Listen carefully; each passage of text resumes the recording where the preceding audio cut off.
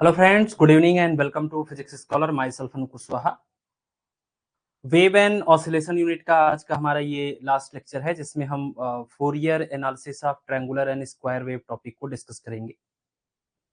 तो ये एक ऐसा टॉपिक है जो आपके केवल और केवल जीआईसी के एग्जाम के अंदर ये हमारे सिलेबस का पार्ट है। बाकी यूपी पीजीटी में, एलटी ग्रेड में, टीजीटी में, किसी भी इन सिलेबस के अंदर ये टॉपिक हमारा नहीं है।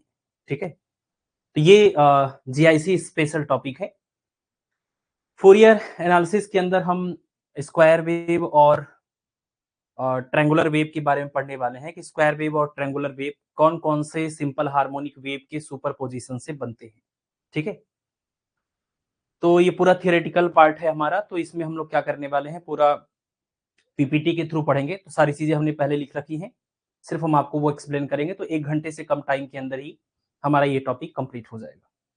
ठीक है, चलिए, ऑडियो वीडियो क्लियर है तो स्टार्ट किया जाए।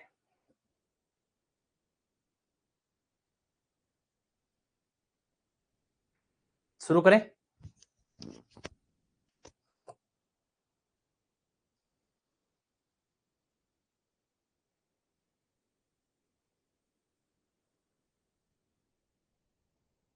हाँ, ये मैथमेटिकल फिजिक्स में ये टॉपिक हमारा जो होता है, ये यहाँ पर हमारे सिलेबस में दिया हुआ है।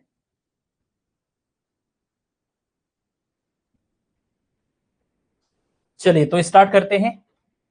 देखिए, फोरियर एनालिसिस क्या है। वैसे इस टॉपिक से क्वेश्चन की संभावना बहुत ही कम है प्री के एग्जाम के अंदर। अपने आप में मेंस का एक बहुत ही अच्छा टॉपिक है ये, बट प्री के अंदर ऐसा कुछ नहीं है।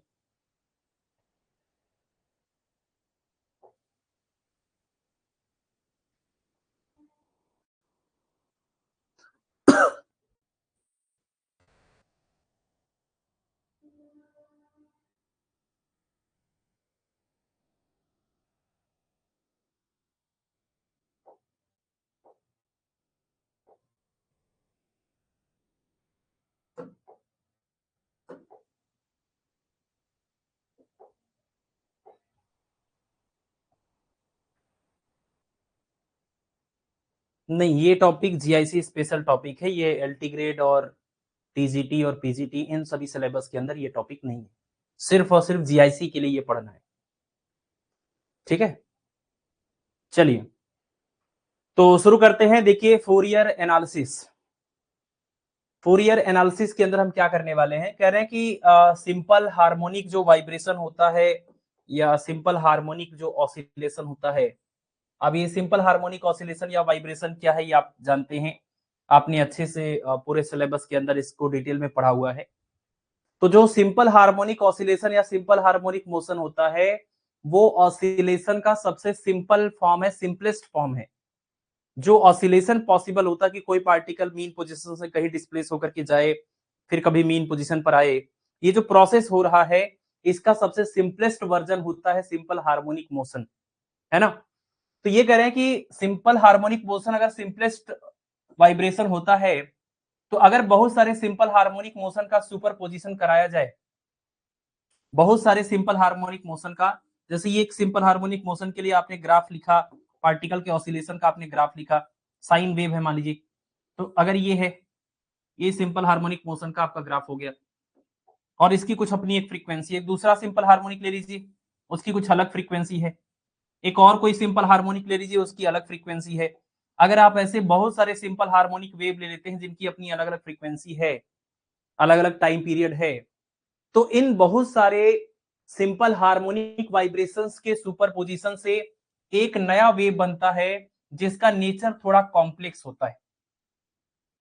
जो सिंपल हार्मोनिक वाइब्रेशन है, अगर बहुत सारे सिंपल हार्मोनिक वाइब्रेशन जिनकी अलग अलग फ्रीक्वेंसी और टाइम पीरियड है, तो उनके सुपरपोजिशन से जो फाइनल वेव बनती है, वो उसका नेचर क्या होता है, बहुत ही कॉम्प्लेक्स है, लेकिन वो भी पीरियोडिक होता है।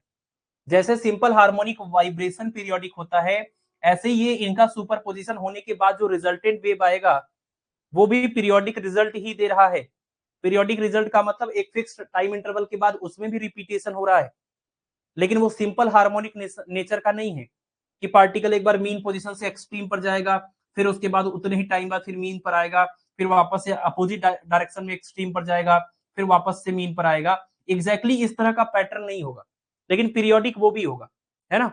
तो बहुत सारे सिंपल हार्मोनिक वाइब्रेशन के मिलने से जो नया रिजल्टेंट पीरियोडिक वेव बनता है या पीरियोडिक वाइब्रेशन बनता है, उस कॉम्प्लेक्स पीरियोडिक वाइब्रेशन को अगर आप देखें तो उसका नेचर जैसे सातूथ कर्व होता है, ट्रायंगुलर कर्व बनता है, रेक्टेंगुलर या स्क्वायर कर्व बनता है। ये क्या है? ये रिजल्टेंट कॉम्प्लेक्स पीरियोडिक वेव है, जो कि बहुत सारे सिंपल हार्मोनिक वाइब्रेशंस के सुपरपोजिशन से ये बनता है। तो इस पूरे फूरियर एनालिसिस टॉपिक के अंदर हम क्या करने वाले हैं? इस पूरे फूरियर एनालिसिस के अंदर हम एनालाइज करेंगे इसी तरह के कॉम्प्लेक्स पीरियोडिक वाइब्रेशंस का। इसी तरह के sawtooth wave, triangular wave, rectangular, square wave, ये जो आपके कॉम्प्लेक्स पीरियोडिक फंक्शन बनेंगे, इन्हीं का हम यहाँ एनालिसिस करने वाले हैं इस टॉपिक के अंदर। इसका नाम क्या है? Fourier analysis. ये इंट्रोडक्शन है, ये फूरियर एनालिसिस का इंट्रोडक्शन है कि हम इस पूरे टॉपिक के अंदर क्या करने वाले हैं। यहां तक क्लियर है? Simple harmonic vibration simplest form होता है वाइब्रेशन का। बहुत सारे सिंपल हार्मोनिक वाइब्रेशन के कॉम्बिनेशन से या सुपरपोजिशन से एक कॉम्प्लेक्स वाइब्रेशन बनता है, पीरियोडिक वाइब्रेशन, जिसका नाम कुछ इस तरीके का आपको मिलेगा। अभी हम इसका शेप भी आपको दिखाते हैं और इसी पीरियोडिक कॉम्प्लेक्स वाइब्रेशन को हम एनालिसिस करते हैं फूरियर एनालिसिस टॉपिक के अंदर। ठीक है? अब ये फूरियर एनालिसिस करने से पहले हमें क्या करना है? हमें थोड़ा बहुत यहाँ पर समझना है कि ये पीरियोडिक फंक्शन क्या होते हैं, कितने टाइप के होते हैं। ये सारी बातें हमें जरूरत पड़ेगी पीरियोडिक फंक्शन को या फूरियर एनालिसिस को अच्छे से समझने के लिए। हमें ये सब छोटी छोटी बातें भी जाननी पड़ेंगी। तो हम ये जो भी अब करने जा रहे हैं, ये हमारे टूल्स हैं फूरियर एनालिसिस को और अच्छे से समझने के लिए। जैसे आपने कहा कि जब बहुत सारे सिंपल हार्मोनिक वाइब्रेशन सुपरपोजिशन करते हैं तो एक पीरियोडिक कॉम्प्लेक्स वाइब्रेशन बनता है। तो पहले तो आपको समझना पड़ेगा ना कि पीरियोडिक वाइब्रेशन या पीरियोडिक फंक्शन का मतलब क्या है। तो यहाँ पर यही है, पीरियोडिक फंक्शन का मतलब कोई सा भी फंक्शन हो जो अपनी वैल्यू को रिपीट करे एक फिक्स टाइम इंटरवल के बाद में। कोई भी फंक्शन जो अपनी वैल्यू को रिपीट करे एक फिक्स टाइम इंटरवल के बाद में, उसको हम लोग पीरियोडिक फंक्शन के नाम से बुलाते हैं। जैसे एग्जांपल के लिए आपको पता है साइन का फंक्शन, कॉस का फंक्शन। जैसे साइन का फंक्शन है, पीरियोडिक फंक्शन है। ये पीरियोडिक फंक्शन है क्योंकि साइन की वैल्यू, साइन 0 की वैल्यू 0, साइन 90 की वैल्यू 1, साइन 180 की वैल्यू वापस से क्या हो जाती है? माइनस में 1, साइन 270 की वैल्यू, फिर इस तरह से आप देखिए 0, यहाँ पर 90 पर ये 1 आएगा, फिर यहाँ पर 180 पर 0 आएगा, फिर साइन 270 पर -1 आएगा, साइन 360 पर 0 आएगा। आप देखिए ये जो भी कुछ यहाँ पर हुआ, अब इसके बाद वापस यही सब कुछ रिपीट होगा, यही सेम चीज रिपीट होगा। तो ये जो साइन का फंक्शन है, ये एक पीरियोडिक फंक्शन है। साइन का फंक्शन एक पीरियोडिक फंक्शन है जिसका पीरियड क्या है? 2 पाई है। मतलब 2 पाई के बाद में ये सारी वैल्यू रिपीट होगी। 2 पाई एंगल के बाद में यही सेम तरीका जो है ये आगे रिपीट होने वाला है। तो जितने टाइम के बाद ये रिपीटेशन स्टार्ट होता है उस टाइम को हम क्या बोलते हैं? उस टाइम को हम बोलते हैं पीरियड। और जिस फंक्शन में इस तरह का होता है उसको हम पीरियोडिक फंक्शन बोलते हैं। ठीक है ना? तो कोई भी ऐसा फंक्शन जिसमें एक पर्टिकुलर इंटरवल के बाद में वैल्यू रिपीट होने लग जाए उसको पीरियोडिक फंक्शन बोलते हैं। जैसे मान लीजिए अगर ये हमारा पीरियोडिक फंक्शन है, तो पीरियोडिक फंक्शन अगर एफ टी है, तो एफ टी में टी में समय को आपने क्या कर दिया? थोड़ा सा और बढ़ा दिया, एक टाइम पीरियड और आपने बढ़ा दिया, तो वैल्यू वही निकल के आई जो शुरुआत में थी। यानी एफ टी की वैल्यू और एफ टी प्लस टी की वैल्यू सेम है ना? एफ टी की वैल्यू और एक टाइम पीरियड के बाद में वही सेम एग्जैक्ट वैल्यू मिलेगी। इसका मतलब ये पीरियोडिक फंक्शन है, क्योंकि इस फंक्शन की जो वैल्यू है वो रिपीट हो रही है कितने समय बाद? टी समय बाद। और टी समय बाद अगर एक बार रिपीट हुआ तो अगली बार फिर टी समय बाद वापस से रिपीट होगा, अगली बार फिर टी समय बाद वापस से रिपीट होगा। मतलब जितनी बार ये टी आप ऐड करते जाएंगे उतनी बार आपको यही वैल्यू मिलेगा। जैसे एफ टी प्लस टी बराबर एफ टी प्लस 2 टी बराबर एफ टी प्लस 3 टी बराबर एफ टी प्लस 4 टी बराबर F T plus R T बराबर एफ टी। ये आर क्या है? आर एक इंटीजर है, 1 2 3 4 5 इस तरह का नंबर है ये, है ना? तो अगर आपके पास कोई फंक्शन पीरियोडिक फंक्शन है तो एक फिक्स्ड इंटरवल के बाद में हमेशा वो अपनी वैल्यू को रिपीट करेगा। ठीक है? तो इसी को हम बोलते हैं पीरियोडिक फंक्शन। एग्जांपल के लिए साइन और कॉस है, आपको पता है 2 पाई के बाद में ये अपनी वैल्यू को रिपीट करते हैं। अब देखिए हमने जो आपको पीछे बताया भी, जो हमने नाम लिखा हुआ था ना, सातूथ वेव, ट्रायंगुलर वेव, स्क्वायर या रेक्टेंगुलर वेव, ये आपको पता है क्या? ये इस तरह के बहुत सारे सिंपल हार्मोनिक वाइब्रेशंस के सुपरपोजिशन से ऐसा कॉम्प्लेक्स पीरियोडिक फंक्शन बनता है। ये आपका क्या है, ये सिंपल हार्मोनिक वाइब्रेशन का केस है। जब सिंपल हार्मोनिक मोशन होता है तो आपको पता है उसका इक्वेशन आपने ऐसे तो लिखा था, y equal to a sin omega t या फिर y equal to a cos omega t। दोनों चीजें सेम ही हैं, बस फर्क किस बात का है, फर्क ये है कि साइन का फंक्शन मीन पोजीशन से स्टार्ट होगा, कॉस का फंक्शन है तो एक्सट्रीम पोजीशन से स्टार्ट होगा, बस इतना ही फर्क है। मतलब साइन और कॉस में केवल π/2 का फेज डिफरेंस है। हमारा साइन π/2 फेज के बाद जो वैल्यू अचीव करता है, कॉस उसको 0 पर ही अचीव कर लेता है। कॉस ने जो यहां पर अचीव किया मैक्सिमम वैल्यू, उसी मैक्सिमम वैल्यू को अचीव करने में साइन के लिए कितना फेज लगा, π/2।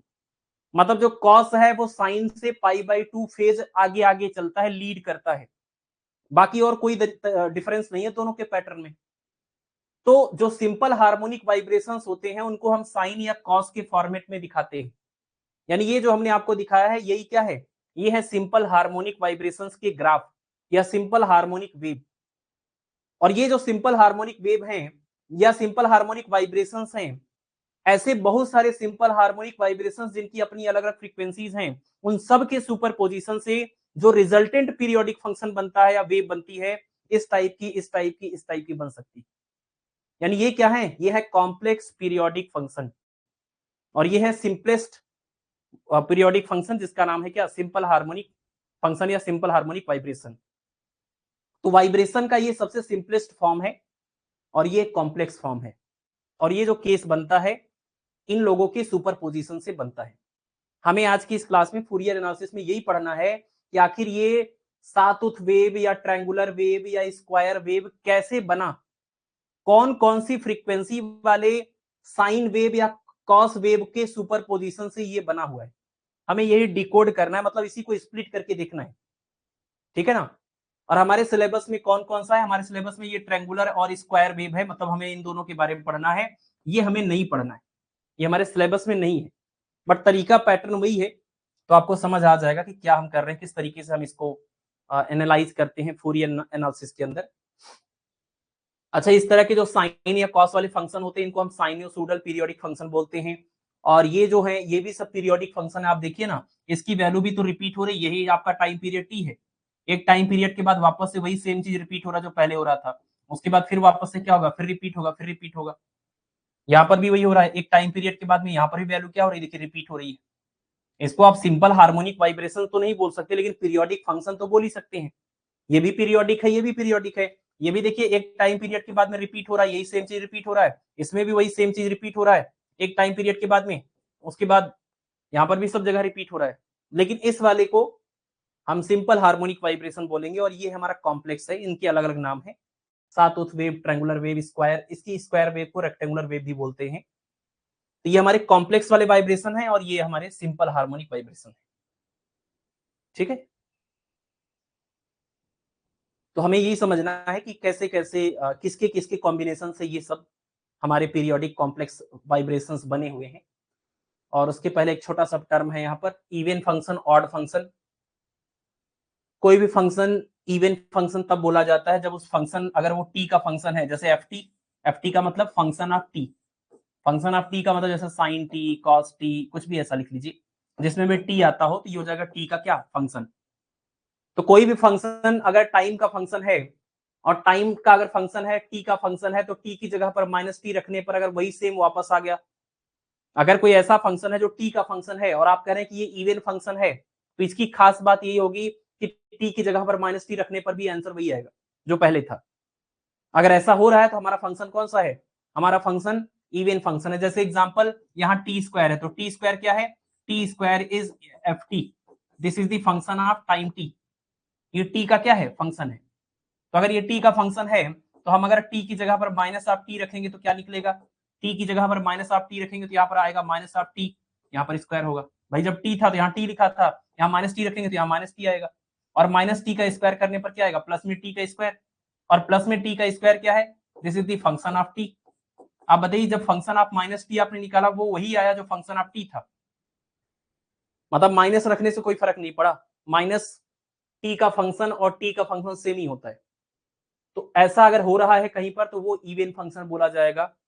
और यहाँ पर दूसरा एग्जाम्पल भी है कॉस ऑफ टी, आपको पता ही है cos of minus t is equal to cos t होता है, और कॉस ऑफ माइनस टी क्या हुआ, this is function of minus t, और कॉस टी क्या हुआ, this is function of t, तो एफ ऑफ माइनस टी बराबर एफ डी हो गया।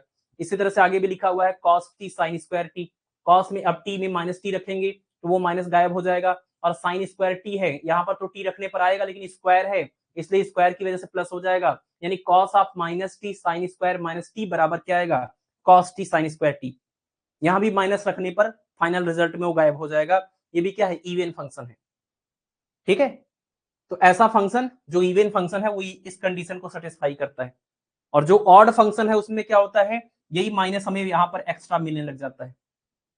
अगर कोई फंक्शन ऑड फंक्शन है तो उसमें टी की जगह पर माइनस टी रखने पर क्या होगा, ओवरऑल जो पहले फंक्शन था उसमें माइनस लग जाएगा एक, यानी ऑड फंक्शन में वो माइनस रिफ्लेक्ट होने लग जाता है लेकिन इवन फंक्शन में गायब हो जाता है। एग्जाम्पल के लिए यहाँ पर लिखा हुआ जैसे टी पावर 3, अब बदले टी पावर 3 को अगर हम बोले क्या है, ये है function of T that is T power 3, अगर हम फंक्शन ऑफ माइनस टी निकालेंगे तो देखिए कितना आएगा, टी की जगह पर माइनस टी रखिए, माइनस टी पावर 3 करने पर कितना आएगा, माइनस का 3 बार गुणा करेंगे तो माइनस में आ जाएगा टी पावर 3, और माइनस फिर टी पावर 3 क्या है, this is the function of T, ये देखिए एफ ऑफ माइनस टी कितना हो गया, माइनस ऑफ एफ टी। जब हमने टी की जगह पर माइनस टी रखा तो वो माइनस हमारे फाइनल रिजल्ट में आ गया, इसका मतलब जो टी पावर 3 है वो एक ऑड फंक्शन है। इसी तरह से जो साइन होता है वो भी एक ऑड फंक्शन होता है, साइन माइनस टी बराबर माइनस साइन टी हो जाएगा। कॉस क्या है, इवन फंक्शन है, और साइन क्या है, ऑड फंक्शन है। आगे भी और एग्जांपल लिखा हुआ है। एक बड़ा फेमस इंटीग्रेशन होता है कि अगर लिमिट यहाँ पर और यहाँ पर जो लिखा हुआ है वही सेम नंबर है, बस एक माइनस में है और दूसरा प्लस में है, तो इस फंक्शन की वैल्यू को इंटीग्रेट करने पर आपको ऐसे रिजल्ट मिलेंगे। एक तो जो फंक्शन आपका है वही फंक्शन का इंटीग्रेशन करके यहाँ पर आपको 2 गुना मिलेगा, और लिमिट जो माइनस ए से प्लस ए था वो 0 से लेकर के ए हो जाएगा। ऐसा कब होगा, जब आपका ये फंक्शन क्या होगा, एक इवन फंक्शन होगा, मतलब इस तरह की प्रॉपर्टी वाला फंक्शन होगा। तो इसको सॉल्व करने का एक तरीका ये है, अगर आपका ये फंक्शन जिसको आप इंटीग्रेट कर रहे हैं वो एक इवन फंक्शन है, तो ऐसे केस में माइनस ए टू प्लस ए वाली लिमिट को हम 0 टू ए की लिमिट कर सकते हैं, लेकिन सामने 2 लिखना होगा, बाकी इसको इंटीग्रेट कर लीजिए। और अगर ये ऑड फंक्शन है तो minus A two plus a limit है तो तुरंत 0 लिख दीजिए, यानी इसको इंटीग्रेशन करने की जरूरत नहीं, डायरेक्टली ये रिजल्ट कितना आ जाएगा, 0 आ जाएगा, अगर आपका फंक्शन क्या है, ऑड फंक्शन। तो ये एक छोटी मोटी चीज है इवन फंक्शन ऑड फंक्शन के बारे में, इंटीग्रेशन को सिंप्लीफाई करने के लिए ये जरूरी होता है। ठीक है, यहां तक क्लियर है। तो आपने अभी अभी तक क्या दिखा, आपने अभी तक ये देख लिया कि फोरियर एनालिसिस के अंदर हम ओवरऑल क्या करने वाले हैं, बहुत सारे सिंपल हार्मोनिक वाइब्रेशंस के सुपरपोजिशन से जो कॉम्प्लेक्स वाइब्रेशन बनेगा, पीरियोडिक कॉम्प्लेक्स वाइब्रेशन बनेगा, जैसे कि एग्जांपल है सात उत, जिसका कर्व कैसा बनेगा, सात उत वेव और ट्रायंगुलर वेव, रेक्टेंगुलर वेव, हमें इनका एनालिसिस करना है। एनालिसिस का मतलब क्या है, हमें ये पता करना है कि वो कौन कौन से फ्रीक्वेंसी वाले साइन या कॉस वेव के सुपरपोजिशन से बने हुए हैं। पीरियोडिक फंक्शन जो अपनी वैल्यू को एक फिक्स्ड इंटरवल के बाद में रिपीट करता है वो पीरियोडिक होता है, और 2 तरह के पीरियोडिक फंक्शन होते हैं, एक साइनसोइडल एक नॉन साइनसोइडल। तो साइन और कॉस वाले जो फंक्शन है उनको हम साइनसोइडल बोलते हैं। इनके अलावा ये जो आपके फंक्शंस यहाँ पर हैं कॉम्प्लेक्स नेचर वाले, इनका नाम क्या है, नॉन साइनसोइडल है। ये साइनसोइडल इस तरह का नेचर इसका नहीं है, साइनसोइडल नहीं है ये, ठीक है ना। तो ये इसके नाम है सात उत वेव, रेक्टेंगुलर और स्क्वायर या रेक्टेंगुलर वेव। उसके बाद आपने देखा even function, odd function, minus लगाने पर अगर गायब हो जाए तो इवन फंक्शन, और अगर दिख जाए तो ऑड फंक्शन। अब इसके बाद आता है हमारा फोरियर थ्योरम, ठीक है। इसके बाद क्या आता है, फोरियर थ्योरम। देखिए फोरियर थ्योरम क्या कह रहा है कि any single valued periodic function, ये फोरियर थ्योरम किसके लिए एप्लीकेबल है, ये स्टेटमेंट एक बार पूरा पढ़िए। Any single valued periodic function, function कैसा होना चाहिए, पीरियोडिक होना चाहिए, मतलब कि फंक्शन की वैल्यू एक फिक्स्ड इंटरवल के बाद रिपीट होनी चाहिए, और सिंगल वैल्यूड का मतलब एक पर्टिकुलर टाइम पर एक ही वैल्यू मिलनी चाहिए। किसी भी ऐसा ना हो जाए किसी एक पर्टिकुलर टाइम पर उस फंक्शन की 2 वैल्यूज आ रही हैं, ऐसा नहीं होना चाहिए। जैसे एग्जांपल के लिए अगर हम यहाँ पर ये हमने ग्राफ बनाया है, अब ये ग्राफ आपको पता ही है कैसा है, आप कोई भी पॉइंट चूज करके देखिए आपको हमेशा एक ही वैल्यू मिलेगी। अगर ये पॉइंट चूज करेंगे तो यहाँ जाने पर जो भी वैल्यू मिली वो यहाँ पर मिल जाएगा, यहाँ पर आप देखेंगे तो आपको यहाँ पर जाने पर ये वैल्यू मिल जाएगा। लेकिन मान लीजिए अगर हमने एक ऐसा ग्राफ बनाया है जिसमें ये कुछ इस तरह से इसका बिहेवियर है, अब हम आपसे कहेंगे इस पर्टिकुलर पॉइंट पर जरा फंक्शन की वैल्यू बताइए, देखिए कितनी वैल्यू मिलेगी। इस पॉइंट से ऊपर जाएंगे तो यहाँ एक वैल्यू मिलेगी, यहाँ से ऊपर जाएंगे टच कर रहा है तो यहाँ पर एक वैल्यू मिलेगी, और ऊपर जाएंगे तो यहाँ पर एक और वैल्यू मिलेगी। एक ही पर्टिकुलर टाइम पर या पॉइंट पर आपको 3 अलग अलग वैल्यूज मिल रही हैं। ये सिंगल वैल्यूड फंक्शन का ग्राफ नहीं है। तो हमारा जो फोरियर एनालिसिस है उसमें ये हम पहले से डिसाइड कर रहे हैं, मतलब आपको ये ध्यान रखना है कि फोरियर का जो थ्योरम है किसके लिए अप्लीकेबल होता है। पीरियोडिक फंक्शन होना चाहिए और सिंगल वैल्यूड होना चाहिए। अगर ऐसा है तो कह रहे हैं कि any periodic single valued function can be analysed into a sum of infinite number of simple harmonic vibrations.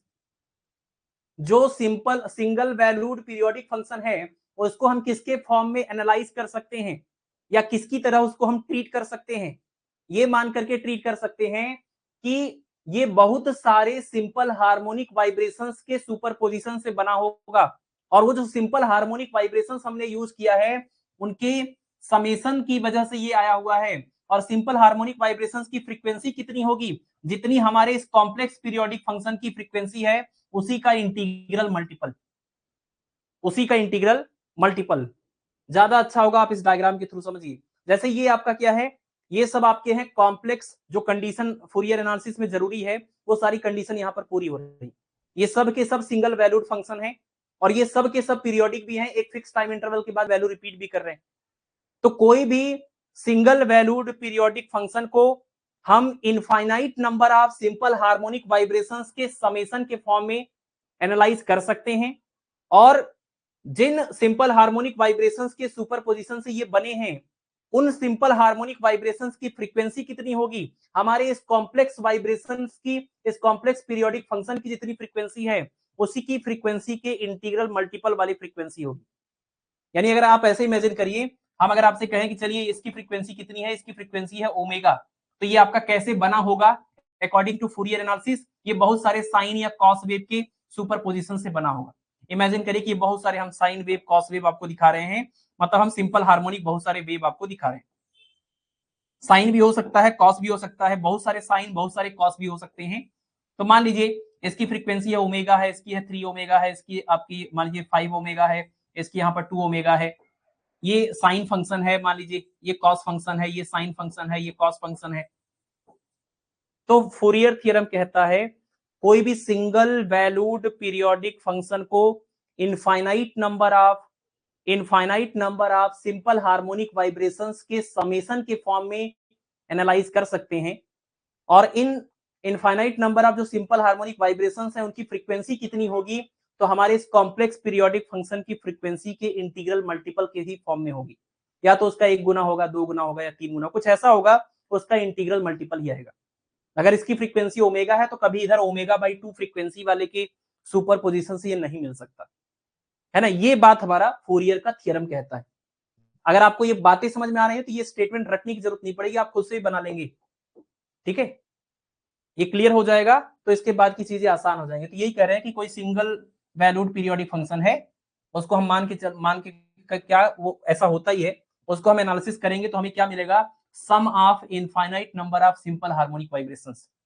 Infinite number of simple harmonic vibrations के सुपरपोजिशन से ऐसा कॉम्प्लेक्स पीरियोडिक फंक्शन मिलता है, और जिनका ये समेशन की बात कर रहे हैं उनकी फ्रीक्वेंसीज कितनी होगी, उनकी फ्रीक्वेंसीज होगी multiple of frequency of given periodic function. ये जो गिवन पीरियोडिक फंक्शन होगा उसकी फ्रीक्वेंसी के मल्टीपल के फॉर्म में इसकी फ्रीक्वेंसी होगी सिंपल हार्मोनिक वाइब्रेशंस की। एग्जांपल के लिए आप देखिए, ये हमने कोई पीरियोडिक फंक्शन लिया है एफ ओमेगा टी। ये कोई पीरियोडिक फंक्शन है जिसकी ये फ्रीक्वेंसी है, जैसे आप लिखते थे ना y is equal to a sine omega t, तो आप कहते थे ये क्या है, टी के साथ में क्या है, ये फ्रीक्वेंसी है। तो हमने बस वही साइन है कि कॉस है ये हमने नहीं लिखा है, यहाँ पर हमने लिख दिया क्या, एफ। ये कोई भी फॉर्मेट हो सकता है। तो अगर कोई फंक्शन है जो ओमेगा और टी का फंक्शन है, जिसमें टी टाइम है और ओमेगा क्या है, उस पीरियोडिक फंक्शन की फ्रीक्वेंसी है, तो अकॉर्डिंग टू फूरियर थ्योरम किसी भी सिंगल, ये क्या है, सिंगल वैल्यूड पीरियोडिक फंक्शन है, तो किसी भी सिंगल वैल्यूड पीरियोडिक फंक्शन को हम किसके फॉर्म में लिख सकते हैं, यहाँ पर देखिए लिखा हुआ है periodic function of angular frequency, this is omega. तो किसी भी सिंगल वैल्यूड पीरियोडिक फंक्शन को हम कैसे लिख सकते हैं, हम ऐसे लिख सकते हैं, देखिए यहाँ पर कोई कांस्टेंट, फिर यहाँ पर a1 sin omega t, a2 sin 2 omega t. ध्यान से आप पैटर्न को ऑब्जर्व करिए, a3 sine 3 omega 3 sine 3 omega t, इसके बाद आएगा A4 साइन 4 ओमेगा टी, ऐसे करते करते लास्ट में आएगा AR sine R omega t. पहले तो कांस्टेंट आया, इसको तो अलग कर लीजिए, चलिए कांस्टेंट हो गया। दूसरा क्या है, पीरियोडिक जो फंक्शन है उसमें देखिए साइन का फंक्शन है, तो यहाँ A1 sine omega t, A2 sine 2 omega t, A3 sine 3 omega t, इसी तरह से लास्ट में क्या आएगा AR sine R omega t. ठीक है, और ये जो हमारा पीरियोडिक फंक्शन है केवल साइन वाले वाइब्रेशंस का ही सुपरपोजिशन करने से नहीं आएगा, ये इसमें कॉस वाले भी होंगे, ये भी तो है सिंपल हार्मोनिक वाइब्रेशन। तो यहाँ पर आएगा B1, A1 का ही ये पैटर्न था, A1 के साथ में हमेशा साइन वाले टर्म आ रहे थे, B1 cos omega T, pattern वही है, इसीलिए हमने एज इट इज नीचे नीचे लिखा भी है। A2 की जगह पर B2 और साइन की जगह पर cos, तो B2 cos 2 omega T, B3 cos 3 omega t and dot dot dot BR cos R omega t. ध्यान से अगर आप देखें तो इस पूरी कहानी में आपने जो इतना बड़ा सा ये पूरा इक्वेशन लिखा हुआ है, इसमें एक कांस्टेंट टर्म है, उसके बाद एक ऐसा टर्म है जिसका जनरल फॉर्म ये है कि एक कोफिशिएंट होगा A1 A2 A3 और उसके अंदर वहां साइन लिखा होगा 1 omega T 2 omega T 3 omega T, और इसमें उसके बाद दूसरा क्या है, कोफिशिएंट B है और उसके बाद कॉस में आपकी फ्रीक्वेंसी बढ़ती जाएगी, तो इसका जनरल टर्म क्या है BR cos ओमेगा टी, जहां BR का मतलब R की जगह पर हो जाएगा 1 2 3, इंटीजर है कोई, B1 B2 B3 B4 ऐसे आएगा, और जब यहाँ पर 1 लिखेंगे तो यहाँ भी 1 लिखना होगा, तो B1 की जगह पर ओमेगा टी आएगा, B1 वाले में, B2 वाले में 2 ओमेगा टी आएगा, B3 वाले में 3 ओमेगा टी आएगा, तो BR वाले में cos R ओमेगा टी आएगा, है ना। अब आप देखिए जो यहाँ से यहाँ तक पूरी कहानी लिखी गई है, इसको आप समेशन, बीच में क्या हो रहा है प्लस हो रहा है, बीच में ये प्लस हो रहा है, तो इसको आप समेशन के फॉर्मेट में लिख सकते हैं। पहले तो आप लिख लीजिए कांस्टेंट A0 और ये जो A1 sine omega t, A2 sine 2 omega t, ये जो पूरा पैटर्न लिखा हुआ है, जनरल फॉर्म क्या है AR sine R omega t. आप इसकी जितनी भी वैल्यूज है सबको लिखना चाहते हैं तो आपने लगा दिया सिग्मा, और ये जो R की वैल्यू है वो कहां से कहां तक है, 1 से लेकर इनफाइनाइट तक है। और यही सेम तरीका जो AR को लिखने का हुआ, AR साइन वाले टर्म को, वही ये कॉस वाले टर्म को भी लिखेंगे, लेकिन इसके सामने कोफिशिएंट B है तो आप लिखेंगे BR cos R omega T, और इसके लिए भी हमने ये लिख दिया सामने R equal to 1 to infinity. ठीक है ना, तो साइन के साथ जो कोफिशिएंट है वो AR है और कॉस के साथ में जो कोफिशिएंट है वो BR है, जिसको हम N बोलते हैं, लास्ट वाले टर्म को nth टर्म बोल देते हैं, हमने यहाँ पर R लिखा हुआ है। ठीक है, यहां तक। अगर ये आपको फूरियर से, इसको ये जो हमने यहाँ पर बनाया फाइनली, इसको फूरियर सीरीज बोलते हैं। अगर ये फूरियर सीरीज समझ में आ गया है तो फिर हम आगे बढ़े, है ना। तो फूरियर थ्योरम यही कह रहा है किसी भी सिंगल वैल्यूड पीरियोडिक फंक्शन को बहुत सारे सिंपल हार्मोनिक वाइब्रेशंस के सुपरपोजिशन या समेशन की फॉर्म में हम एनालाइज कर सकते हैं, लेकिन वो जो सिंपल हार्मोनिक वाइब्रेशंस होंगे उनकी फ्रीक्वेंसी हमारे गिवन पीरियोडिक फंक्शन की फ्रीक्वेंसी का इंटीग्रल मल्टीपल होगा। फिर हमने उसके बेसिस पर एग्जांपल लिया और उसको हमने सिंपल हार्मोनिक वाइब्रेशंस के सुपरपोजिशन के फॉर्मेट में यहाँ पर दिखा दिया। एक कांस्टेंट टर्म होगा, एक ए के साथ साइन का टर्म आएगा, आप जनरल वाले केस को देखिए, और एक बी के साथ में कॉस का टर्म होगा। इनको जनरलाइज्ड वे में, ये जो पूरा इक्वेशन लिखा हुआ है इसको जनरल फॉर्मेट में आप ऐसे लिखेंगे, इसको हम क्या बोलते हैं, फोरियर सीरीज बोलते हैं। इसको क्या बोलते हैं, फोरियर सीरीज बोलते हैं। अब इस फोरियर सीरीज में आप देखिए आपको क्या दिख रहा है, एक कांस्टेंट टर्म दिख रहा है, एक साइन का टर्म दिख रहा है, एक कॉस का टर्म दिख रहा है, और उसके साथ में यहाँ साइन के टर्म के साथ में कोफिशिएंट AR है, कॉस के साथ में कोफिशिएंट BR है। यहाँ पर देखिए क्या बोला जा रहा है, ये जरूरी नहीं है कि किसी भी, ये बिल्कुल भी जरूरी नहीं है कि किसी भी फोरियर सीरीज के अंदर जो आपको साइन और कॉस दिख रहा है वो सब के सब प्रेजेंट हो। ऐसा जरूरी नहीं, कोई कॉम्प्लेक्स पीरियोडिक फंक्शन में साइन भी इन्वॉल्व हो, कॉस भी इन्वॉल्व हो, ऐसा बिल्कुल जरूरी नहीं है। ऐसा भी हो सकता है केवल साइन के सुपरपोजिशन से कॉम्प्लेक्स पीरियोडिक फंक्शन बन जाए, ऐसा भी हो सकता है केवल कॉस के सुपरपोजिशन से पीरियोडिक फंक्शन बन जाए, और ऐसा भी हो सकता है कि साइन और कॉस का भी सुपरपोजिशन हो जाए।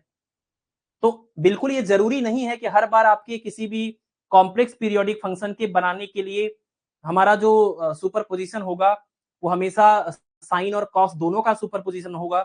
हर फ्रीक्वेंसी के उसमें टर्म अवेलेबल होंगे, 1 गुना 2 गुना 3 गुना 4 गुना सभी होंगे, ऐसा बिल्कुल भी जरूरी नहीं है।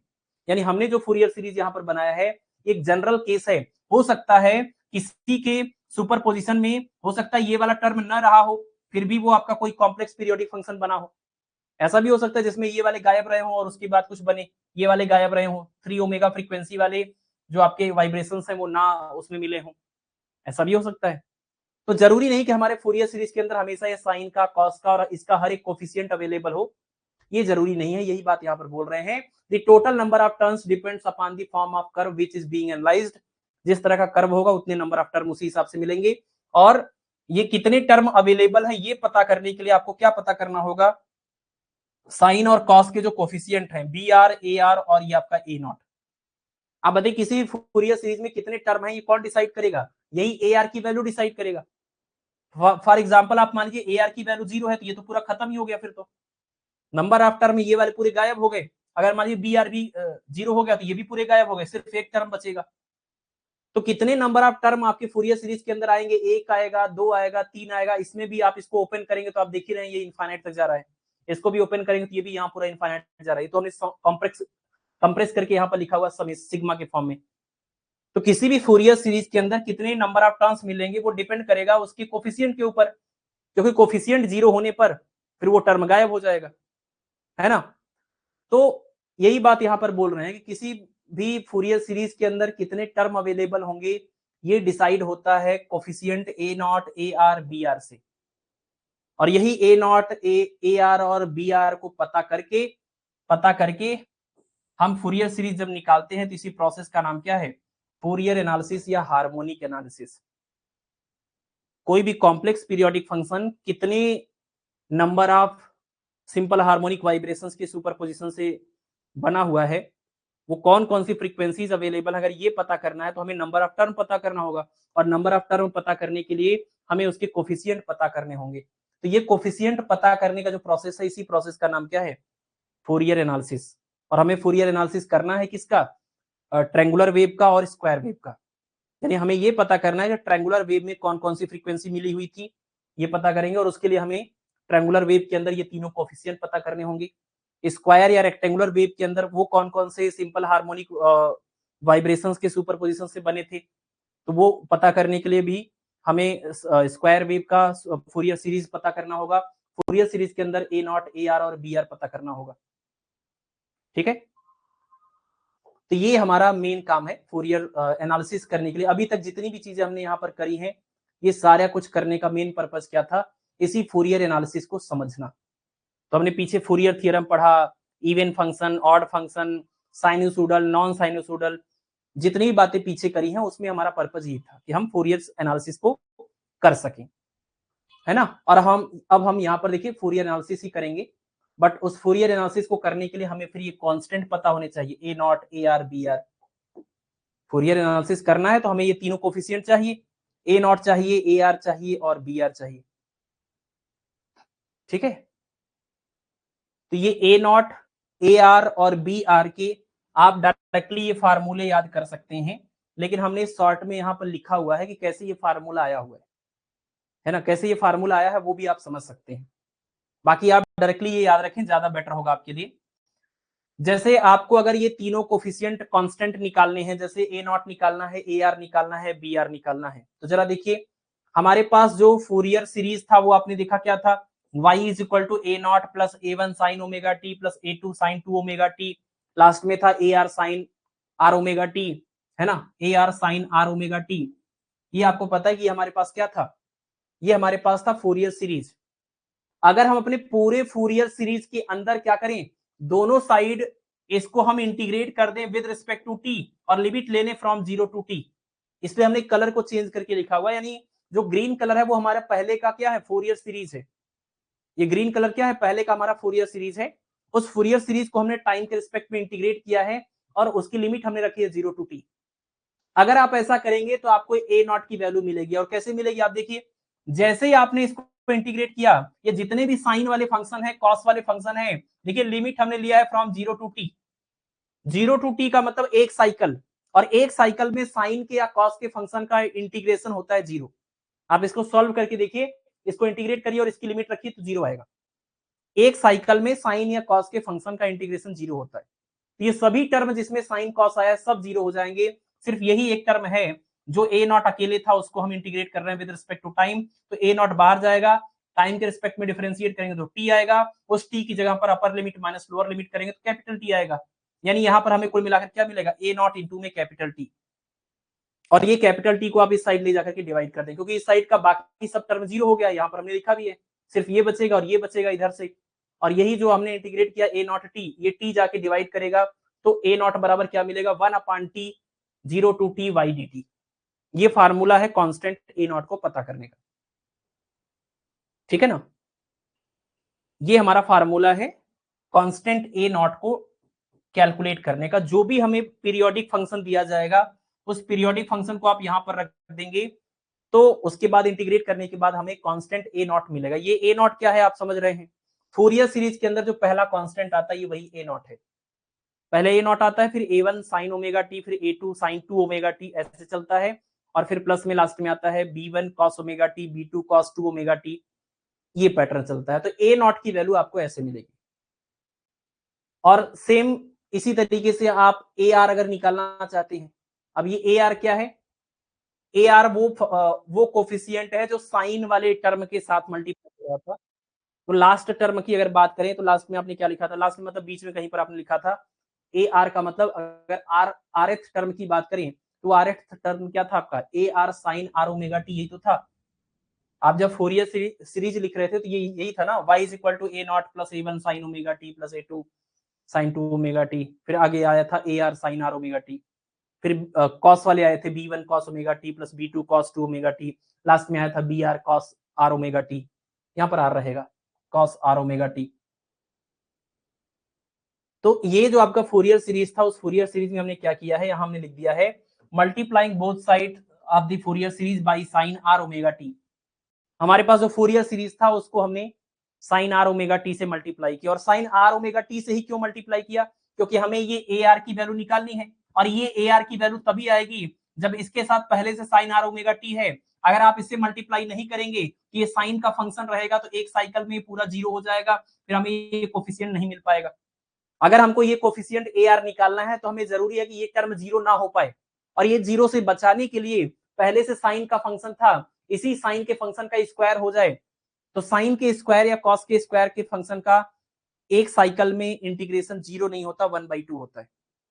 अगर ये अकेले साइन का फंक्शन होगा या कॉस का फंक्शन होगा, तो ये क्या हो जाएगा, जीरो हो जाएगा। लेकिन अगर साइन का स्क्वायर है या कॉस का स्क्वायर है, उसका इंटीग्रेशन एक साइकिल में 1/2 आता है। तो यहाँ पर क्या हुआ, साइन आर ओमेगा टी था, इसीलिए हमने इसको बचाने के लिए क्या कर दिया, सबको साइन आर ओमेगा टी से मल्टीप्लाई कर दिया, पूरे फूरियर सीरीज को ही कर दिया, पूरे फूरियर सीरीज को साइन आर ओमेगा टी से देखिए मल्टीप्लाई कर दिया हर जगह पर।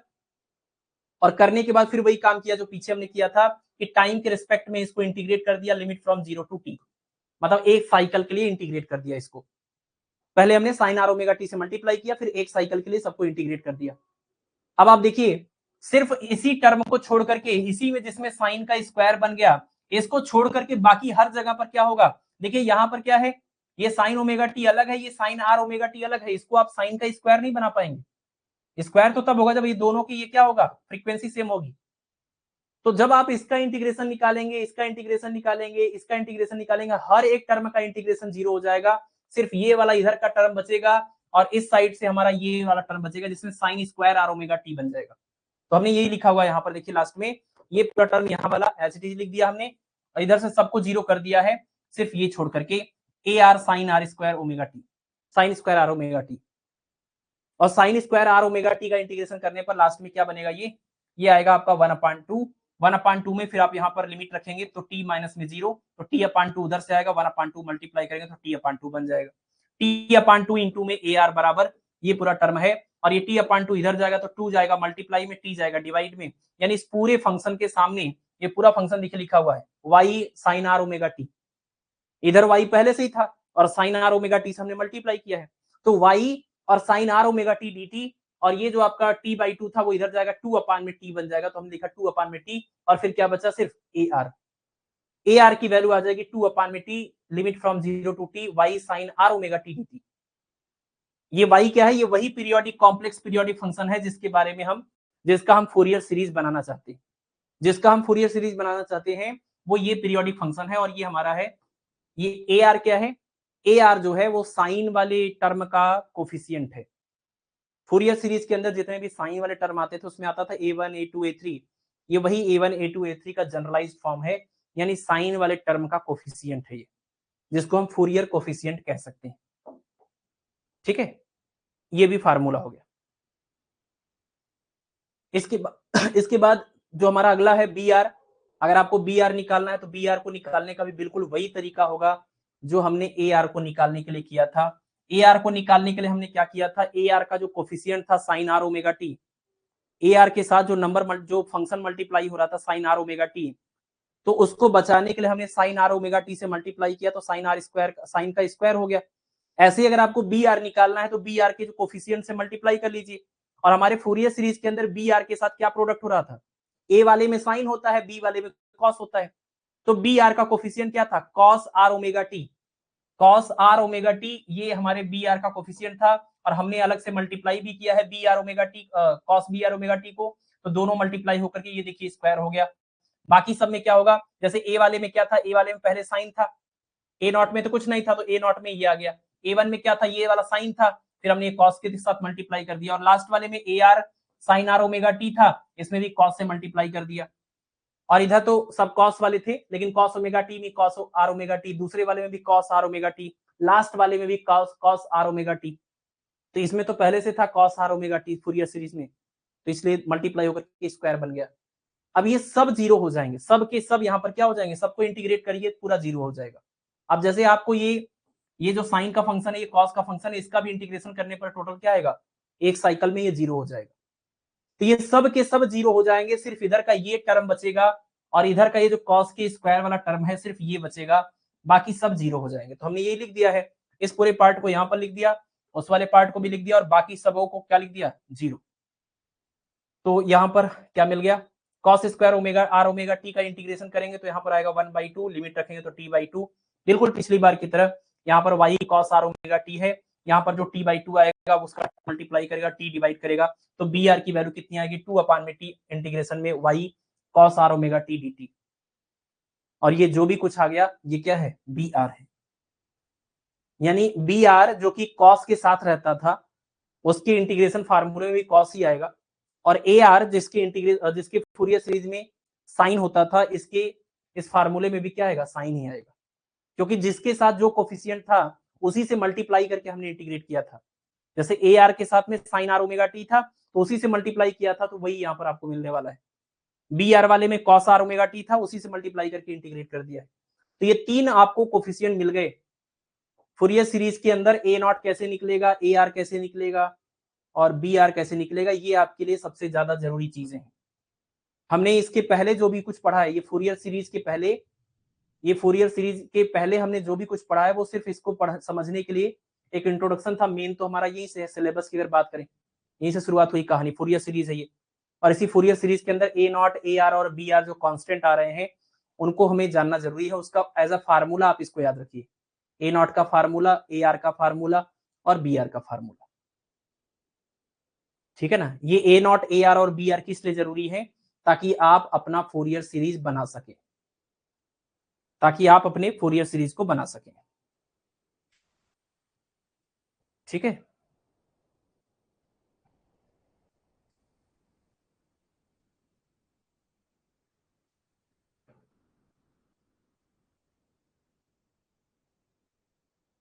अब देखिए हमारा जो सिलेबस है, हमें क्या करना है, ट्रायंगुलर वेव का फूरियर एनालिसिस करना है और स्क्वायर वेव का फूरियर एनालिसिस करना है। तो देखिए ये ट्रायंगुलर वेव है, ये ट्रायंगुलर वेव है, यहाँ पर टाइम है और यहाँ पर एम्पलीट्यूड है, और ये आपका जो वेव है इसके वाइब्रेशन की अगर आप नेचर को देखें,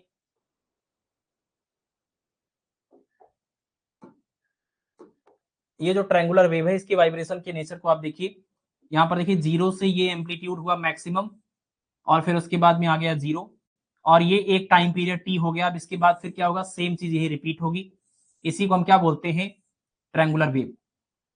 और ये ट्रायंगुलर वेव क्या है, ये ट्रायंगुलर वेव आपका एक कॉम्प्लेक्स पीरियोडिक फंक्शन है, एक कॉम्प्लेक्स पीरियोडिक फंक्शन है जो बहुत सारे सिंपल हार्मोनिक वाइब्रेशंस के सुपरपोजिशन से बना है। और अब हमें सब कुछ पता चल गया है कि कैसे फूरियर एनालिसिस करते हैं, कैसे फूरियर सीरीज बनाते हैं, कैसे उसके कोफिशिएंट निकालते हैं, हमें सब पता चल गया है। तो हम इसको डिकोड करने जा रहे हैं, इसको एनालाइज करने जा रहे हैं। हमारा ये टॉपिक है कि फूरियर एनालिसिस आप ट्रायंगुलर वेव और स्क्वायर वेव का फूरियर एनालिसिस करिए। तो ये ट्रायंगुलर वेव का फूरियर एनालिसिस देखिए हम करने जा रहे हैं। क्या हो रहा है इसमें, अगर आप देखिए तो t इक्वल टू 0 पर एम्पलीट्यूड 0 है और t इक्वल टू t/2 पर एम्पलीट्यूड मैक्सिमम है। मैक्सिमम एम्पलीट्यूड को हमने नाम क्या दिया है, 2a। मैक्सिमम एम्पलीट्यूड को हमने नाम 2a दिया है। और 2a क्यों दिया है, क्योंकि जब हम यहाँ पर a नॉट निकाल रहे हैं, ये देखिए यहाँ पर a के बराबर आ रहा है जब हमने 2a माना है तब।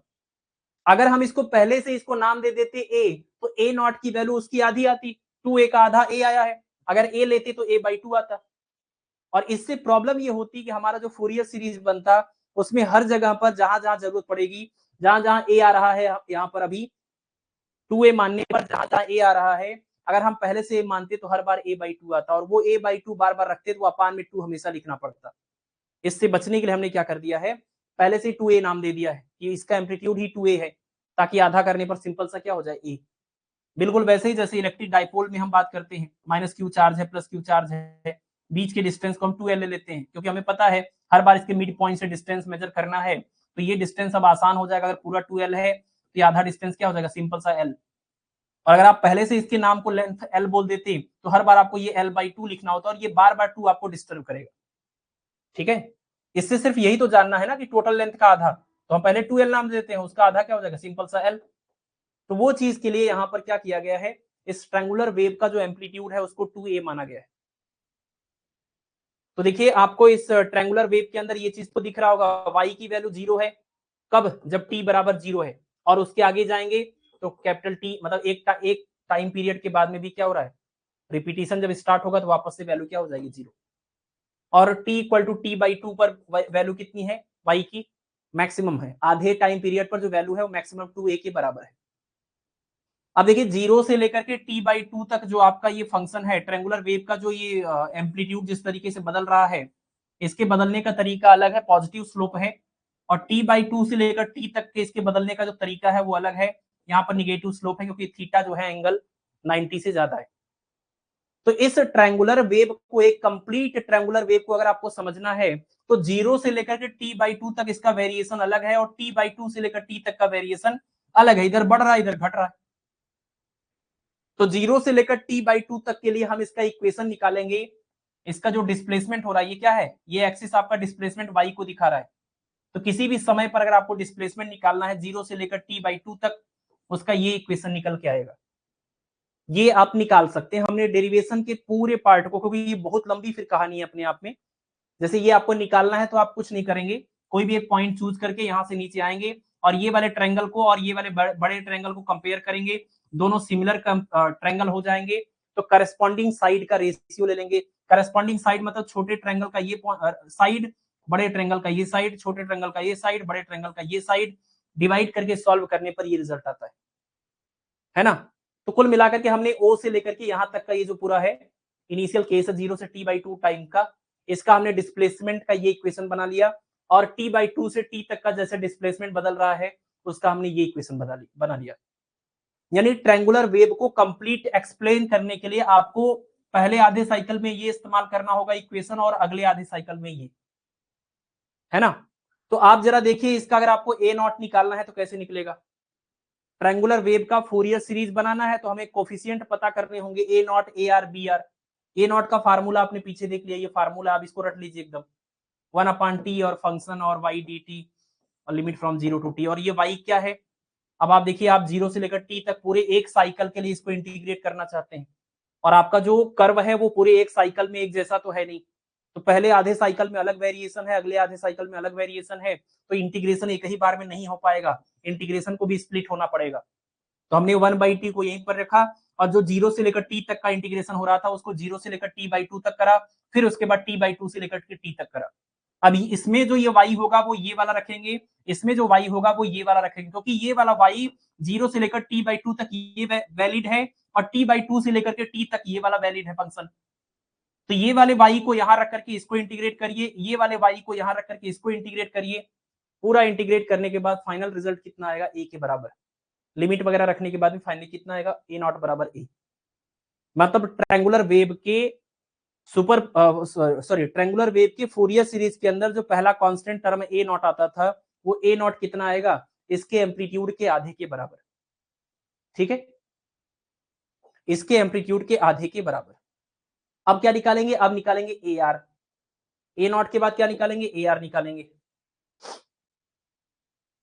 और देखिए ए आर निकालने के लिए फिर हमारे पास ये फार्मूला है जो हमने अभी फार्मूला भी एक तरह से डिराइव करके आपको दिखाया।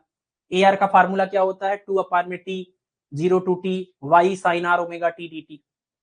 फिर वही बात है कि 0 से लेकर के टी तक आपका जो वाई है उसके बदलने का तरीका अलग अलग है, आधे साइकिल में और आधे साइकिल में। तो इसलिए हम इस पूरे इंटीग्रेशन को 2 पार्ट में डिवाइड करेंगे, 0 से t/2 और t/2 से लेकर के t तक। बाकी ये यहाँ पर जो चीज ये लिखी है वही हमने लिख दी, लेकिन इसमें y पहले आधे साइकिल वाला जो y का फंक्शन था वो लिखना है और ये अगले आधे साइकिल का जो y है वो लिखना है। और ये पूरा सॉल्व करने पर आपको ए आर की वैल्यू क्या मिल जाएगी, 0। आपको इसको पूरा इंटीग्रेट करना होगा तो रिजल्ट क्या आएगा, 0। ठीक है, अब इसके बाद बी आर निकालेंगे। बी आर को कैलकुलेट करने के लिए बी आर का फार्मूला यूज करेंगे। बी आर इक्वल टू बिल्कुल सेम होगा, बस ये साइन के हिसाब से चलता है, ये कॉस के हिसाब से चलता है। बी आर क्या है, कॉस वाले टर्म का कोफिशिएंट, और ए आर क्या था, साइन वाले टर्म का कोफिशिएंट। तो साइन वाले टर्म के कोफिशिएंट के फार्मूले में साइन आएगा और कॉस वाले में भी यहाँ पर कॉस आएगा। अब देखिए 2/t, फिर वही पुराना तरीका, 0 से t/2, t/2 से लेकर t तक, ये हमारा पूरा फंक्शन। इसमें y की पहले वाला फंक्शन रखना है आधे साइकिल का, ये अगले आधे साइकिल का रखना है, पूरा इंटीग्रेट करना है। तो आपको ये मिलेगा 4a upon pi square r square minus 1 power r minus 1। ये पूरा इंटीग्रेशन करने के बाद में ये रिजल्ट मिलेगा आपको। और फिर इस रिजल्ट में अगर आप ले लीजिए ये r जो लिखा हुआ है ये इवन नंबर हो, इवन और ऑड फंक्शन नहीं, इवन नंबर। r क्या है, इंटीजर है, तो ये इंटीजर 2 4 6 8 हो सकता है, 1 3 5 7 हो सकता है। तो ये कह रहे हैं कि अगर इंटीजर है, सॉरी इवन नंबर है, अगर ये इवन नंबर होगा तो आप समझ सकते हैं -1 पावर 2 -1 पावर 4 -1 पावर 6 करेंगे, प्लस में 1 आएगा, प्लस में 1 और -1 करने पर ये 0 हो जाएगा। अगर ये 0 हुआ तो मल्टीप्लाई करके पूरा क्या हो जाएगा, 0 हो जाएगा। अगर r की वैल्यू क्या है, इवन है, तो बी आर 0 हो जाएगा। और अगर r की वैल्यू ऑड है, ये ऑड लेंगे तो ये -1 आएगा, ये -1 और ये -1 -2 बनेगा, मल्टीप्लाई करने पर -8a upon pi square r square बन जाएगा। यानी ट्रायंगुलर पीरियोडिक फंक्शन के फोरियर सीरीज के अंदर ए नॉट की वैल्यू a के बराबर होगी, ए आर की वैल्यू 0 होगी। ए आर की वैल्यू 0 होने का मतलब फोरियर सीरीज के अंदर, फोरियर सीरीज ऐसे बनता है, आप देखिए अब ट्रायंगुलर वेव का हम क्या बनाएंगे, फोरियर सीरीज बनाएंगे। तो ट्रायंगुलर वेव के फोरियर सीरीज के अंदर y बराबर, ये आपका पीरियोडिक फंक्शन y है, y बराबर क्या हो जाएगा, ए नॉट, फिर यहाँ पर a are sine r omega t, b r cos r omega t, ये पूरा है समेशन के अंदर। लेकिन ट्रायंगुलर वेव के लिए हमने क्या किया, हमने ए नॉट निकाला, हमने ए आर निकाला, हमने बी आर निकाला। ए नॉट तो पूरा 0 आया था, जिसकी वजह से ये पूरा टर्म ही क्या हो जाएगा, 0। यानी ट्रायंगुलर कॉम्प्लेक्स पीरियोडिक फंक्शन किसी भी साइन वेव के सुपरपोजिशन से नहीं बनता है, ये बात क्लियर हो गई। जो आपका ट्रायंगुलर कॉम्प्लेक्स पीरियोडिक फंक्शन बना था या वेव बनी थी, वो साइन वेव की सुपरपोजिशन से नहीं बनता है। सभी के सभी कॉस वाले ही कोसाइन नेचर के जो आपके सिंपल हार्मोनिक वाइब्रेशंस थे, कोसाइन का मतलब आप समझ रहे हैं, जो यहाँ पीक से स्टार्ट होते ये वाले वाइब्रेशंस थे, ये कोसाइन वाले ही आपके वाइब्रेशंस के सुपरपोजिशन से आपका ट्रायंगुलर शेप का पीरियोडिक फंक्शन बना हुआ था। और कोसाइन में भी कौन कौन सी फ्रीक्वेंसीज अवेलेबल थी वो भी पता चलेगा, यहां पर आर रहेगा, जनरल फार्मूला ना, b r cos r omega t. तो आप देखिए ये 0 हो गया, यहाँ पर ए नॉट है, ये ए नॉट की वैल्यू कितनी आई थी, ए के बराबर आई थी। यहाँ पर b r cos r omega t हो गया, और आर की वैल्यू 1 से लेकर इन्फिनिटी तक, आर की वैल्यू क्या, 1 से लेकर इन्फिनिटी तक। तो अगर आप मान लीजिए आर की वैल्यू रखिए, यहाँ पर 1 रखेंगे, 2 रखेंगे, 3 रखेंगे, 4 रखेंगे, यहाँ भी आएगा 1 2 3 4। तो वही हमने लिखा है, बी1 आएगा कॉस ओमेगा टी, बी2 आएगा कॉस 2 ओमेगा टी, बी3 आएगा कॉस 3 ओमेगा 3, लास्ट में आएगा b r cos r omega t. लेकिन आपने अभी यही कहा ना, बी आर की वैल्यू भी 0 हो जाती है जब आर की वैल्यू क्या हो, इवन। अगर आर की वैल्यू आप 0 इवन नंबर रखेंगे तो बी आर की वैल्यू 0 हो जाएगी, मतलब बी2 बी4 बी6 बी8 सब 0 हो जाएगा। तो अगर ये जो आपने यहाँ लिखा है, इसमें बी2 वाले टर्म को 0 करिए, आप बी4 वाले टर्म को 0 करिए, बी6 बी8 वाले को 0 करिए। तो अगर ये इवन नंबर वाले टर्म 0 हो जाएंगे तो केवल ऑड वाले बचेंगे, बी1 वाला टर्म आएगा, बी3 वाला आएगा, बी5 बी7 बी9 ऐसा मिलेगा। और ए आपका ए नॉट की वैल्यू तो ए रहेगी। तो यहाँ पर ए नॉट की वैल्यू आपने ए रख दिया, और ये बी1 की वैल्यू आपने यहाँ पर रखी है कॉस ओमेगा टी, बी3 की वैल्यू आपने यहाँ पर रखी है कॉस 3 ओमेगा टी, और बी5 की वैल्यू आपने यहाँ पर रखी है कॉस 5 ओमेगा टी। यही सीरीज आगे चलेगा। और ये हमने B1, B3, B5 कहां से रखा, क्योंकि हम निकाल चुके हैं, हम पहले निकाल चुके हैं। जब r की वैल्यू ऑड होती है, मतलब यहाँ पर अगर 1, 3, 5, 7 लेंगे तो यही तरीका आएगा, माइनस में 8a अपान में पाई स्क्वायर r स्क्वायर। तो यहाँ पर 1 रखेंगे तो यहाँ 1 का स्क्वायर, यहाँ पर 3 रखेंगे तो यहाँ 3 का स्क्वायर, 5 रखेंगे तो 5 का स्क्वायर, 7 रखेंगे तो 7 का स्क्वायर। तो आप देखिए आपके फोरियर सीरीज में क्या हुआ। इस फोरियर सीरीज में यहाँ पर 2, 4, 6 यहाँ पर नहीं रख सकते, 2, 4, 6 यहाँ पर नहीं रखेंगे, क्योंकि उस केस में ये पूरा जीरो हो जाएगा, वो टर्म आएगा ही नहीं। मतलब कि 2 ओमेगा, 4 ओमेगा, 6 ओमेगा, 8 ओमेगा, ये सब फ्रीक्वेंसी वाले कोसाइन वेव भी नहीं होंगे। जैसे आपको ये तो पता चल गया कि आपका ट्रायंगुलर वेव जो है वो कोसाइन वाइब्रेशंस के, बहुत सारे कोसाइन वेव के सुपरपोजिशन से मिलने से बना है। लेकिन वो जो बहुत सारे कोसाइन वेव थे वो कौन सी फ्रीक्वेंसी के थे? आपने फूरियर थ्योरम के अंदर देखा कि साइन वेव या कोसाइन वेव जो सिंपल हार्मोनिक वाइब्रेशन होगा, उसकी फ्रीक्वेंसी हमारे गिवन कॉम्प्लेक्स पीरियोडिक फंक्शन की फ्रीक्वेंसी से क्या होगा, इंटीग्रल मल्टीपल होगा। तो हमारे गिवन पीरियोडिक फंक्शन की फ्रीक्वेंसी ओमेगा है, तो इस साइन वेव की, सॉरी कॉस वेव की फ्रीक्वेंसी क्या होगी, ओमेगा का इंटीग्रल मल्टीपल। लेकिन हर फ्रीक्वेंसी अवेलेबल नहीं है, जैसे आपको पता चल गया कि यहाँ पर 2, 4, 6 नहीं आएगा। तो हमारा ट्रायंगुलर वेव जो है 1 ओमेगा, 3 ओमेगा, 5 ओमेगा, 7 ओमेगा वाले कोसाइन सिंपल हार्मोनिक वाइब्रेशंस के सुपरपोजिशन से बनता है ट्रायंगुलर वाइब्रेशंस, और यहाँ पर ये कांस्टेंट टर्म भी आएगा। ठीक है। अब इस टॉपिक की जैसे सवाल की अगर बात करें तो ऐसा हो सकता है कि आपसे पूछ लें कि ट्रायंगुलर वेव के अंदर जो पहला टर्म आएगा, कोसाइन टर्म आएगा, उसकी फ्रीक्वेंसी कितनी होगी, जो दूसरा टर्म आएगा उसकी फ्रीक्वेंसी कितनी होगी, या उसका कोफिशिएंट कितना होगा, ये सब पूछ सकते हैं। कब ये कोफिशिएंट कौन सा जीरो होता है, ए आर की वैल्यू कितनी होगी, ए नॉट की वैल्यू कितनी होगी, ये सब वैल्यूज ही पूछ सकते हैं आपसे, है ना। ये कब जीरो होता है, बी आर कब जीरो होता है, कॉस के कौन कौन से कोफिशिएंट मिलते हैं, तो कॉस के केवल ऑड वाले कोफिशिएंट मिलते हैं, इवन वाले जीरो हो जाते हैं। B1 मिलेगा, B3 मिलेगा, B5 मिलेगा, B2, B4, B6 सब जीरो हो जाएगा। तो इस तरह के सवाल हो सकते हैं। और जो चीज आपने ये ट्रायंगुलर के लिए किया है वही लास्ट आप स्क्वायर के लिए कर दीजिए, फिर ये खत्म हो जाएगा। ठीक है। यही जो आपने ट्रायंगुलर वेव का आपने फूरियर सीरीज जैसे बनाया, वैसे ही आपको ये स्क्वायर या रेक्टेंगुलर वेव का भी फूरियर सीरीज बनाना है। तरीका बिल्कुल एग्जैक्टली सेम है। जैसे आपको दिख रहा होगा यहाँ पर कि 0 से लेकर t/2 तक जो y की वैल्यू है वो देखिए +a के बराबर है, जो डिस्प्लेसमेंट है वो +a के बराबर है, और t/2 से लेकर t तक जो डिस्प्लेसमेंट है वो -a के बराबर है। इसको हम बोलते हैं स्क्वायर वेव या रेक्टेंगुलर वेव। इसका अगर फूरियर सीरीज बनाए हम और उससे हम पता करें कि ये कौन कौन से सिंपल हार्मोनिक वाइब्रेशंस के सुपरपोजिशन से बना हुआ है ये, तो यहाँ पर y equal to +a for t equal to 0 to t/2, y equal to -a for t equal to t/2 to t। हम पहले सबसे क्या निकालेंगे, कोफिशिएंट a नॉट, फार्मूला है 1/t y dt 0 to t। अब यहाँ पर देखिए 0 से लेकर t तक, क्या एक साइकिल में एक ही ग्राफ है, एक साइकिल में आप देख रहे हैं तरीका बदल रहा है। यहाँ से लेकर के यहाँ तक अगर आप देखें तो पहले आधे साइकिल में y इक्वल टू +a है और अगले आधे साइकिल में y इक्वल टू -a है। तो हम 0 टू t इकट्ठा नहीं कर सकते, हमें इसको दो पार्ट में डिवाइड करना होगा, 0 से t/2 और t/2 से लेकर के t।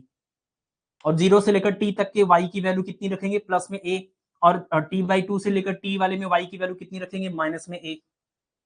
और फिर इसके बाद लिमिट रख करके इंटीग्रेट करेंगे तो 0 आ जाएगा। ठीक है ना, a नॉट की वैल्यू क्या आ जाएगी, 0 आ जाएगी। आप इसको इंटीग्रेट कर सकते हैं, ये y की वैल्यू यहाँ पर रख करके सिंपल इंटीग्रेट कर लीजिए। अब ए आर निकालेंगे। ए आर का फार्मूला क्या है, साइन का कोफिशिएंट था ये, तो इसमें आएगा 2/t y sine r omega t dt, limit from 0 to t। ठीक है। और फिर वापस से क्या करना है, 0 टू t है तो इसको आप दो पार्ट में डिवाइड स्प्लिट कर दीजिए, 0 से t/2 और t/2 से लेकर के t तक। और ये जो फंक्शन है इसमें 0 से लेकर t/2 में y की वैल्यू +a और t/2 से लेकर t वाले में y की वैल्यू -a। इसको रखिए, लिमिट रखिए, इंटीग्रेट करिए, ये वैल्यू आ जाएगी 2a/πr 1 माइनस में -1/r। ये आपको ए आर की वैल्यू मिल जाएगी। जैसे उसमें बी आर मिला था उस टाइप का यहाँ ए आर मिलेगा, उसमें ये माइनस वाला टर्म पहले था, ये वाला बाद में था, इस तरह की चीजें थी। तो ए आर जो आपको यहाँ पर मिला है, ये ए आर में जो आपका आर है, अगर वो आप इवन लेते हैं, इवन नंबर अगर आप लेंगे, सम संख्या लेंगे, तो ये फिर प्लस में 1 आएगा, और 1 माइनस में 1, ये पूरा प्लस में 1 है, यहाँ बीच में माइनस है, तो 1 माइनस में 1 ये पूरा 0, तो मल्टीप्लाई करने पर क्या हो जाएगा, 0। मतलब कि ए आर का वो कोफिशिएंट नहीं आएगा जो इवन नंबर रखने से आता है, मतलब A2 नहीं आएगा, A4 नहीं आएगा, A6 नहीं आएगा, A8 नहीं आएगा, ये सब क्या हो जाएंगे, 0। लेकिन अगर आप आर की वैल्यू ऑड नंबर रखते हैं, मतलब A1, A3, A5, A7, तो वो वैल्यूज आपको मिलेंगी। यहाँ ऑड नंबर रखेंगे तो ये -1 आएगा, ये माइनस और ये माइनस मिलकर प्लस हो जाएगा, 2 हो जाएगा, 2 इंटू 2 करने पर 4 हो जाएगा, 4a अपान पाई आर हो जाएगा, 4a अपान पाई आर। जहां आर की वैल्यू क्या रखेंगे अब इसमें, क्योंकि जनरल केस तो ये था, इसमें इवन और ऑड करके आपने निकाला, इवन वाला 0 हो गया, ऑड वाला ये मिला, मतलब ये फार्मूले में अब आर की वैल्यू केवल ऑड नंबर रखना है, यहाँ पर क्या रखना है, ऑड नंबर रखना है, तभी आपको ए की वैल्यू मिलेगी, ठीक है ना, बाकी ये सब 0 हो जाएगा। बी आर की वैल्यू सेम तरीके से निकालेंगे, स्प्लिट करके रखेंगे तो ये बी आर 0 हो जाएगा।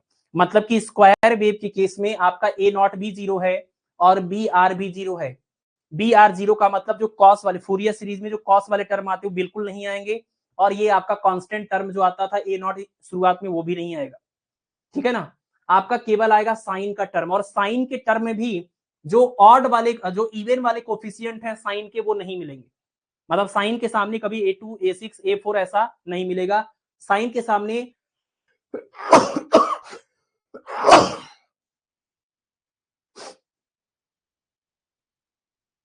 सॉरी, साइन के सामने केवल ऑड वाले ही फंक्शन आपको यहां पर मिलने वाले हैं, जैसे A1, A3, A5 ये सब मिलेंगे। तो हम देखिए फोरियर सीरीज अगर बनाएंगे तो क्या बनेगा, अगर हम स्क्वायर वेव का फोरियर सीरीज बनाएं तो फोरियर सीरीज क्या है, ए नॉट है, a are sine r omega t, b r cos r omega t, ये पूरा क्या है समेशन के अंदर है। और स्क्वायर वेव के केस में ये टर्म पूरा 0 हुआ, ये टर्म पूरा 0 हुआ, तो यानी कॉस वाला पूरा टर्म गायब हो जाएगा, ये कांस्टेंट भी गायब हो जाएगा, y की जगह पर y का जो पार्ट आएगा वो उसमें केवल ये वाले टर्म आएंगे। ये जो हमारा कॉम्प्लेक्स पीरियोडिक फंक्शन आ रहा है उसमें केवल साइन वाले फंक्शंस का सुपरपोजिशन होगा, यानी बहुत सारे साइन वेव या सिंपल हार्मोनिक वाइब्रेशन जो साइन नेचर के हैं वो सभी सिंपल हार्मोनिक वाइब्रेशंस के सुपरपोजिशन से हमारा स्क्वायर वेव बनता है। और वो जो बहुत सारे साइन वेव हैं, सिंपल हार्मोनिक वाइब्रेशंस हैं, ये कितनी फ्रीक्वेंसी वाले होंगे, तो आपको पता है यहाँ पर आर की वैल्यू आप इवन नंबर नहीं ले सकते, क्योंकि इवन नंबर लेंगे तो इवन नंबर में ये टर्म 0 हो जाएगा, तो ये भी पूरा क्या हो जाएगा, फिर 0 हो जाएगा। ये ऑड नंबर होंगे, तो यानी क्या क्या वैल्यूज पॉसिबल है, यहाँ पर A1 यहाँ साइन ओमेगा टी, यहाँ पर A3 sine 3 omega t, A5 sine 5 omega t, तो ये देखिए sine omega T, sine 3 omega T, sine 5 omega t and so on. और सामने जो कोफिशिएंट आएंगे A1, A3, A5 वो कैसे निकलेगा, जो हमने यहाँ पर फार्मूला लिखा है, A1 निकालना है तो यहाँ 1 लिख लीजिए 4a अपान पाई, A3 रखना है तो 4a अपान 3 पाई, A5 रखना है तो 4a अपान 5 पाई, वही यहाँ पर लिखा हुआ है 4a upon pi, 4a upon 3 pi, 4a upon 5 pi and so on. तो ये आपके A1, A3, A5 हैं, ये आपका sine omega T, sine 3 omega T, sine 5 omega t, आगे आप ऐसे ही इनफाइनाइट तक लेके जा सकते हैं।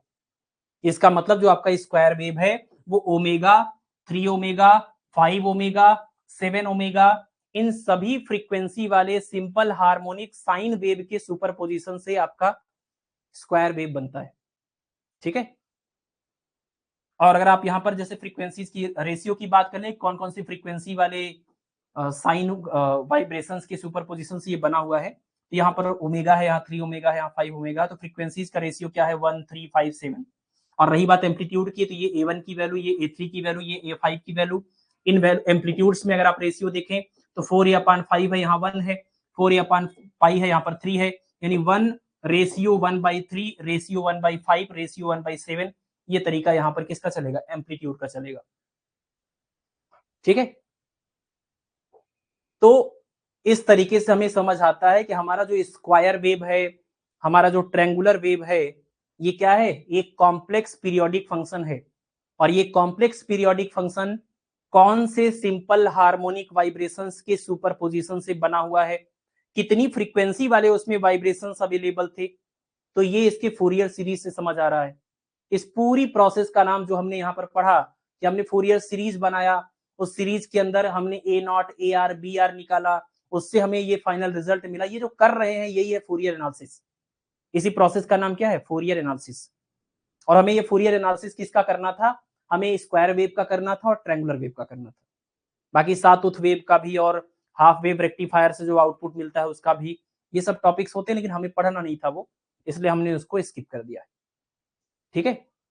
और आपके लिए इसमें चैलेंज क्या है कि आपको ये पूरा जो हमने कराया हुआ ये सब कर करके प्रैक्टिस करना होगा। आपको ये याद होना चाहिए कि स्क्वायर वेव में कौन सी फ्रीक्वेंसी आई थी, कौन से एम्पलीट्यूड आए थे, उनकी वैल्यू कितनी थी। ये सब याद करना पड़ेगा। थोड़ा मुश्किल काम है ये, लेकिन करना ही पड़ेगा आपको। जैसे ये आपको याद होना चाहिए। आप डेरिवेशन थोड़ी करेंगे एग्जाम के अंदर कि इसमें हम पता करते हैं कि AR की वैल्यू कितनी आएगी।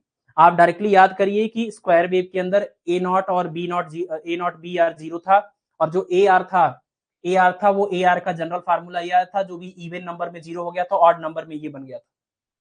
तो हमारा फूरियर सीरीज फिर हम बहुत आसानी से ये चीज हम डायरेक्टली यहाँ से डिसाइड कर पाएंगे। फूरियर सीरीज का जनरल फॉर्म तो आपको पता ही होगा। ठीक है? तो ये एक टॉपिक था, लास्ट टॉपिक था आपकी इस वेव एंड ऑसिलेशन यूनिट का, है ना? एक बार आप इसको अपनी तरफ से जरूर कर लीजिएगा, क्योंकि ऐसे देखने में आपको ये लग रहा होगा कि हाँ ठीक है, सब समझ में आ गया, लेकिन जब आप लिखने जाएंगे तो मिस्टेक्स की पॉसिबिलिटी बहुत होती है। आपको ध्यान ही नहीं रहेगा कब इंटीग्रेशन करना है, कब समेशन लगाना है, तो ये चीजें थोड़ी मुश्किल होती है। जब आप करने बैठेंगे तब आपको रियल प्रॉब्लम समझ आएगी। ऐसे आपको लगेगा कि बहुत नॉर्मल चीज है। ठीक है? चलिए, तो इसी के साथ आपका वेव एंड ऑसिलेशन यूनिट पूरी तरह से आज कंप्लीट हो गया है। तो अब अगली क्लास में हम इलेक्ट्रिसिटी और मैग्नेटिज्म यूनिट को स्टार्ट करेंगे। तो आज की इस क्लास को अब यहीं पे समाप्त करते हैं। मिलते हैं आप लोगों से अगली क्लास में एक नए यूनिट के साथ। तब तक आप पढ़ते रहिए, अपना ख्याल रखिए। Okay, thank you.